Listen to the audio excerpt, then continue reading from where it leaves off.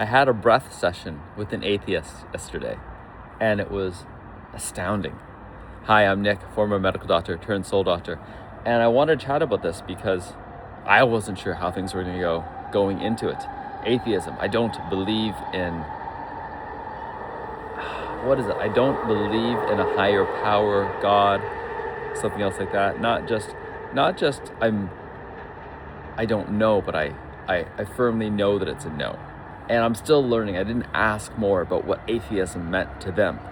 And after having a chat, I realized beforehand the atheism was born out of not wanting to be like a parent, more so than the deep-seated belief that is the absolute and utter truth.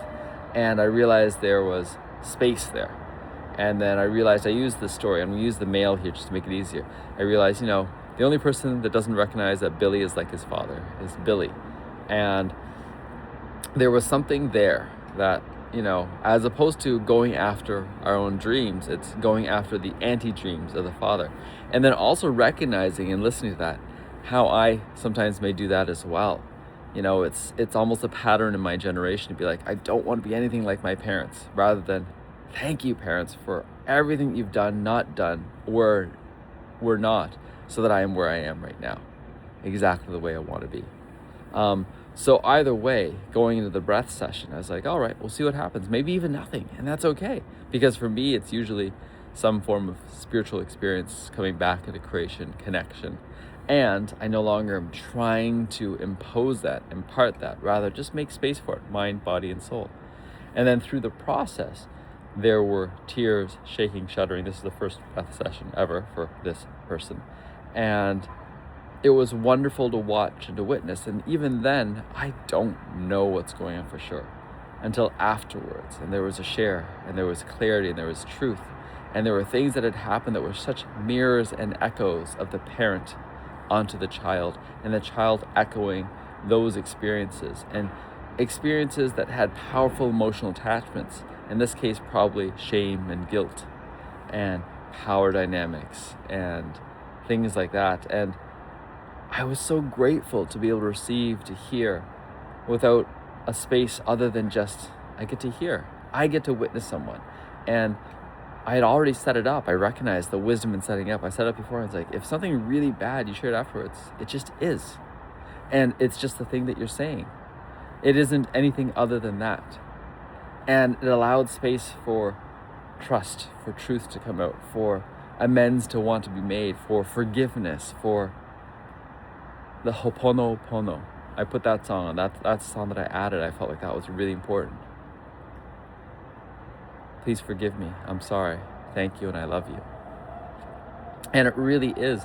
It first starts from within, the forgiveness from within. And then if we want to ask for forgiveness, there's that fear there. What if they reject my apology?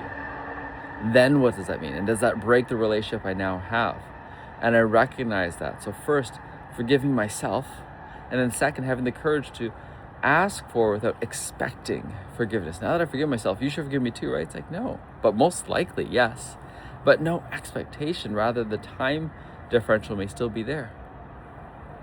And I could see there was a part that was like, this was a completely unexpected experience. There's a part that can see that there's more here than meets the eye. There's more to life, to experiences, to the world, to beauty than meets the eye. And now that we can see that, what else is possible? And I'm so grateful for that, because my goal isn't to try to change someone's mind. Rather, if I did have a goal, it's to guide in an experience that they are ready for, with a safe container, mind, body, and soul. And whatever that experience is, it's such a privilege to be part of it. It's such a gift to be part of it. It's such a gift to be doing this work. So I say that because whatever the beliefs that you think you have, or the beliefs that you think someone else has, they're just the current beliefs. I have a certain set of beliefs that I've spent the last decade unlearning. It wasn't atheism, but it was other things. So looking forward to breathing, I'm not going to say more atheists, breathing more people with their strong beliefs in a safe, loving manner for all possibility to be available.